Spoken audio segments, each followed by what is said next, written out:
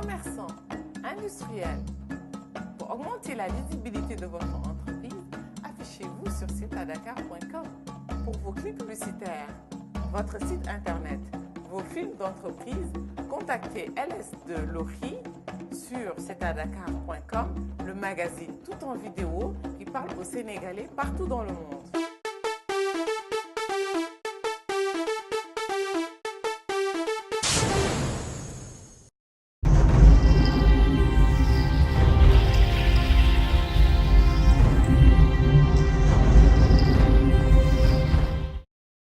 gëm naa ne 2012 bi moom campagne bi dina catastrophique quoi.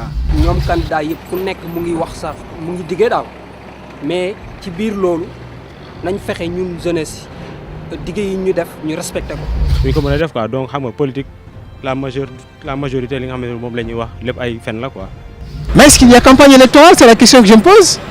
Est-ce qu'il y a une campagne électorale dans la mesure où, même si on suppose que la Cour constitutionnelle a rendu un verdict, je dis bien un verdict, qui est contraire à l'attente des Sénégalais, bon, je pense que parler de campagne, c'est un peu trop dire. Képp ku ñëw au Sénégal nga nar a jiite réew mi na nga xam ne dëkk bi la première des choses à régler c'est le panier de la ménagère. Une campagne électorale, c'est battre campagne, aller dans les régions, chacun développe son propre programme. Mais actuellement, à l'instant où ce n'est pas une campagne électorale, c'est tous contre Monsieur Wade pour le respect de la Constitution. L'union fait la force, xam nga peut-être bu ñu unir woon noonu peut-être que dina tax li ñu bëgg seen objectif ñu atteindre ko. Aujourd'hui, il est difficile de parler d'union nationale puisque Macky Sall fait cavalier seul, n'est-ce pas?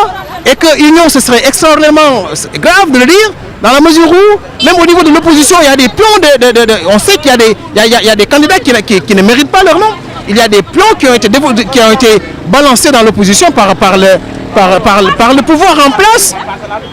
Khassimoudia, quand Khassimoudia dit aux populations que maintenant il faut aller aux élections contre Wade, la question qu'on se pose c'est, est-ce que Khassimoudia, mais il prend en compte ce que pensent les Sénégalais? Lui déjà c'est un défaitiste Khassimoudia, puisqu'il accepte d'abord que l'idée de mettre des candidats, c'est contre l'idée de la Constitution ou bien l'idée que les constitutionnalistes font de la Constitution. Man sama xalaat daal yaakaar naa ne Macky li mu def noonu dafa am lu muy ragal moo tax mu def loolu parce que ñoom man gis naa ne instant bi war nañu tasaaroo nag léegi ku nekk jéem a dem uti dara quoi le jour ji ñu mën a dajale am dara.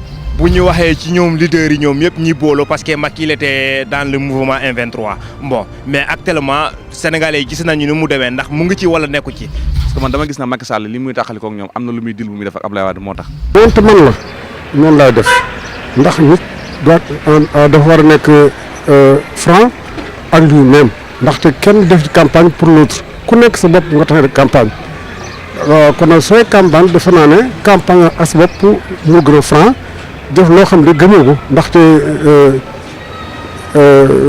loolu defe naa ne maaruwul. Je dirais que Abdoulaye Wade, lui, bon, je dirais qu'il nous a porté bonheur d'une part, parce que depuis qu'il est là, on parle que des milliards, il y a les immeubles d'un coup, que tout a sauté. Bon, je trouve que vraiment, il nous a apporté bonheur. Mais le seul problème, c'est qu'il est vieux. Il a eu 2 mandats, il doit céder aux jeunes.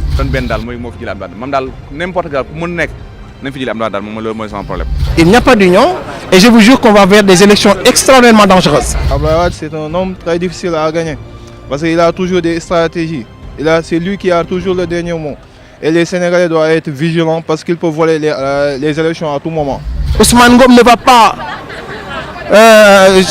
comment est-ce que je vais le dire, ne va pas organiser des élections pour que son leader le perde jamais de la vie.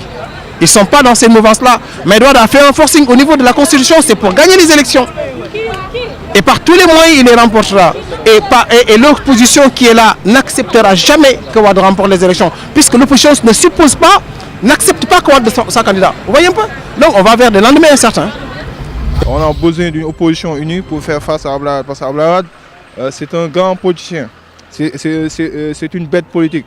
Et avec ces gens comme ça, il faut avoir une très bonne opposition unie pour le battre dès le deuxième tour ou bien le premier tour. Sénégalais yëpp xam nañu fu yoon bi nekk bon par rapport le Sénégalais bu mu nee Sénégal dafa jël indépendant bon ñëpp xam nañu bon lu ñu fi waroon def ak lu ñu fi warul def waaw kon depuis Senghor bu mu fi jógee Abdou Diouf ñëw bon limite boobu kese Sénégal yëpp gis nañu ko Abdoulaye Wade ñëw Abdoulaye Wade lu mu def quant à Senghor ak Abdou Diouf ñëpp xam nañu ko par rapport waaw mais bu ñu naree indi dëkk bi affaire fitna daal moom bon dañuy delloo ginnaaw comme fu ñu nekkoon daal parce que on était déréglé pendant des années et des années kon de maanaam bu ñu sukkandikoo defuñu suñu xel benn kay moom bon lépp loo xamante ne bon suñu président bu ñu fal bon def na ko fi Sénégal bon ñu jublu dem mobiliser wu indi xale yi nii ñu dem yàqu ko suñu pertement lay indi quoi parce que Abdoulaye Wade moom avenir am jeex na. Si le Sénégal a un État, c'est à cause du Parti socialiste. Le système libéral n'en fait que créer des problèmes au Sénégal. On a des boulimie fonciers, ce sont des gens qui se sont partagés le Sénégal comme un gâteau.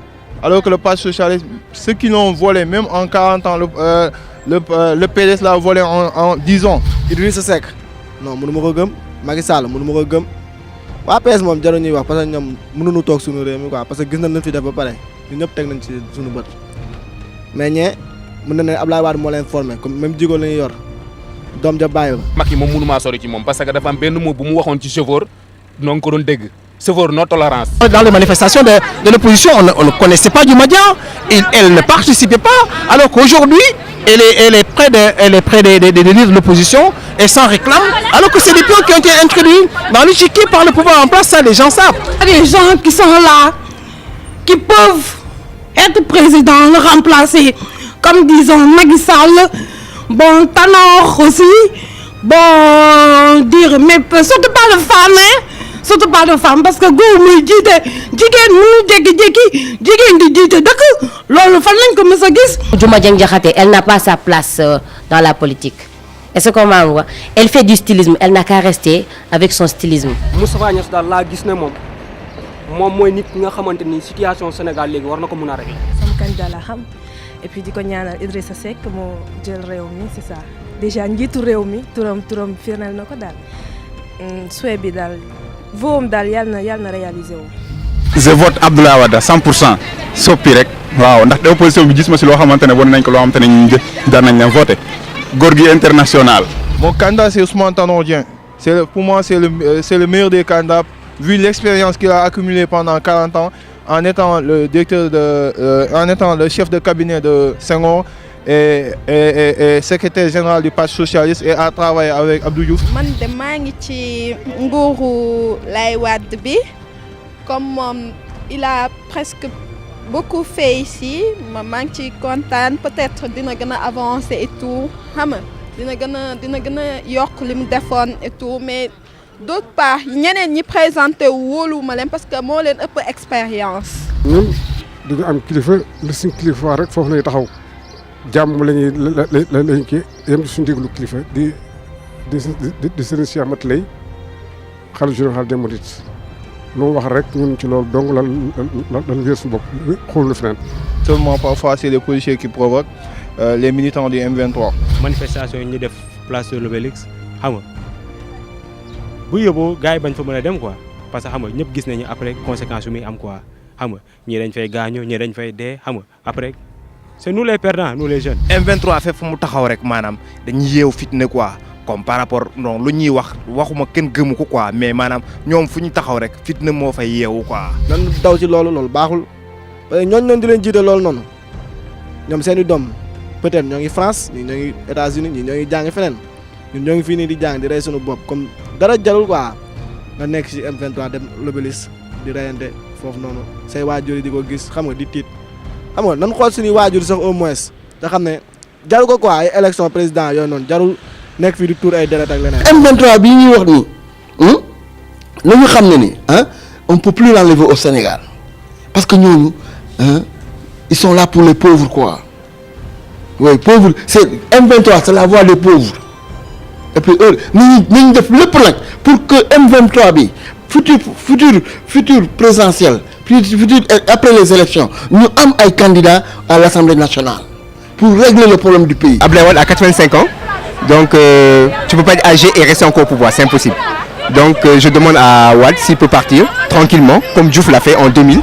ñoom itam ñu ànd ak dal fale yàlla moo koy def du kenn moo mën a fal boppam yàlla mooy fale ki yàlla ni moo fi nekk ala kulin kooku moo fay nekk ku yàlla ni doo fi nekk loo mën a def doo fi nekk yàlla itam moo fi jëlee nit Abdoulaye Wade gaa liggéey na fi gis nañ liggéey li mu liggéey mais nag dafa des na gis nañ liggéeyam nun ñii di jaar ci tali bi gis nañ liggéeyam mais nag tali kese du liggéey na jàppale askan wi wàññi dund bi loolu dana ci baax trop muy geesu baykat yi en même temps baykat yi ci réew mi la ñu bokk waa kaw gi ci réew mi la ñu bokk réew mi du Dakar kese ak ku mën a yor réew mi na boole Dakar rek at na boole Sénégal gépp daal Sénégal la ñu wax waxuñu Dakar kese. xam nga man lu may wax Abdoulaye Wade xanaa moom yaram du daw xanaa gisu xale yi ñu ñuy dee si mbedd ba dafa war a jug nit boo sonnee da nga war a wan ne da nga sonn population sonni nañu xiif nañu mar nañ liggéey nañu ba bëgg a daa amuñu xaalis na jug on est marre. carte électeur mooy armée de guerre ku gis lu la neexul ci kii nga gis lu la neex ci kee nga dem ci kooka loolu daal mooy carte yi man sama carte ngi sama poche. incha allah rabbi bu le 26 février 8h pile maa nga fa rang ba sama heure tour jot ma dugg votel Idi bu soobee yàlla incha allah.